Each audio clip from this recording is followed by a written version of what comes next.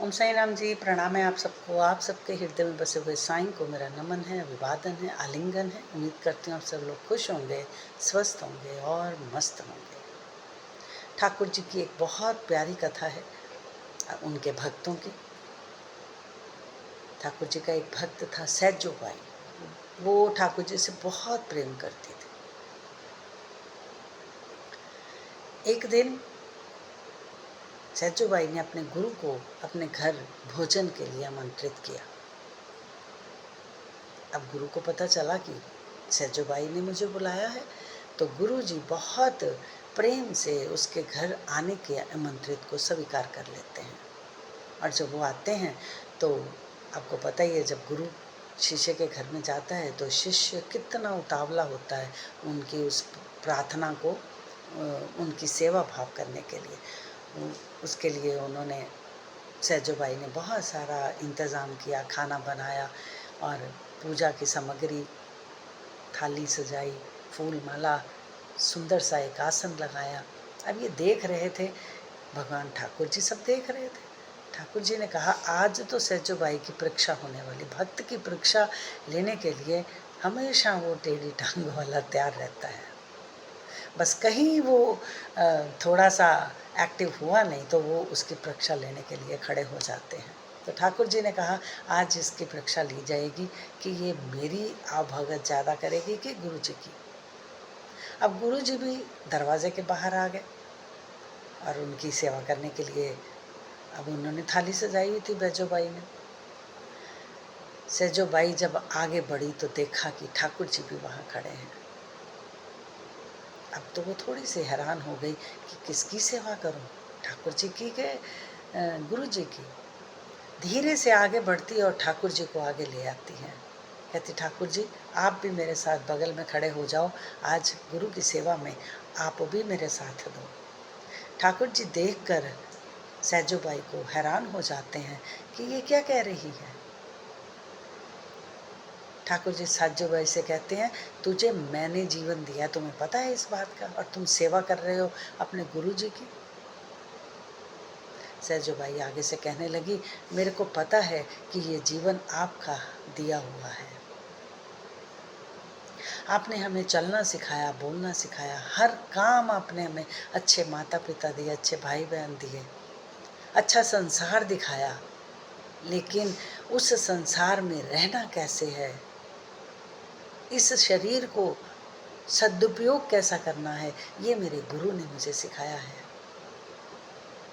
अगर गुरु ना होता तो आज मैं इस मकाम पर ना पहुंच पाती, मैं तेरा दीदार अपने भीतर से ना कर पाती, क्योंकि आपने इस जीवन में मुझे माया में फंसने के लिए भेज दिया। लेकिन गुरु ने मुझे इस माया से निकाल कर मुझे अपना आपा दिखा दिया, मुझे स्वयं को दर्शन करा दिए। मेरे ही भीतर बैठे हुए परमात्मा, जो आप मेरे भीतर बैठे हो ना, उसका दर्शन मुझे मेरे गुरु ने करा दिया। ये बात सुनकर ठाकुर जी हैरान और परेशान हो जाते हैं और उसे गले से लगा लेते हैं। कई बार परीक्षा लेने के लिए ईश्वर भी आपकी आ जाता है, तब आप घबराओ नहीं कि मैं क्या करूं।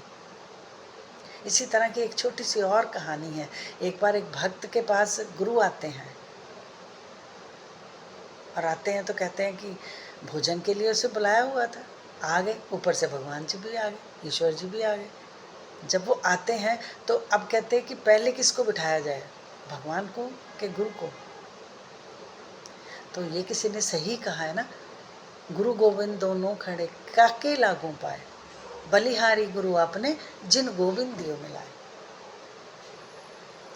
उन्होंने क्या किया, उस भक्त ने भी सबसे पहले गुरु के चरण स्पर्श किए, गुरु का चरणामृत किया, उनके चरण धोए, फूल माला की, फिर आसन परमात्मा को दिया गया। गुरु इतना श्रेष्ठ हमारे जीवन में एक स्थान रखता है, क्योंकि वो हमारा जीवन बदल कर रख देता है अगर हमने किसी गुरु को धारण किया। गुरु वो ना हो जो भीड़ पीछे लेके घूमता हो, गुरु वो हो जिसने खुद को उस सत्य स्वरूप से जान लिया हो।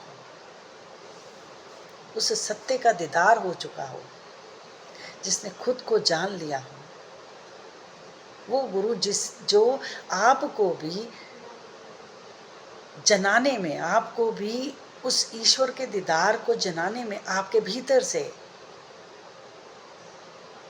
वो ज्योति का प्रकाश आपको भी दिखाने में समर्थ हो,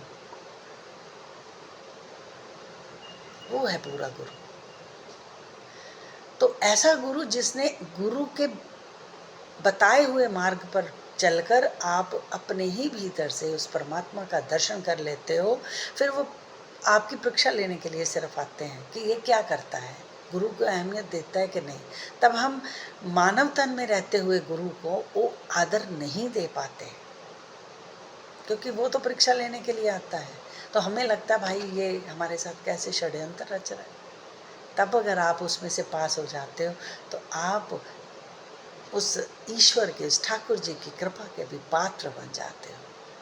तो गुरु की अहमियत हर कोई नहीं जान पाता, ये बिल्कुल सत्य है। जैसे सैजोबाई ने जानी, जैसे मीराबाई ने जानी, जैसे सूरदास जी ने जानी।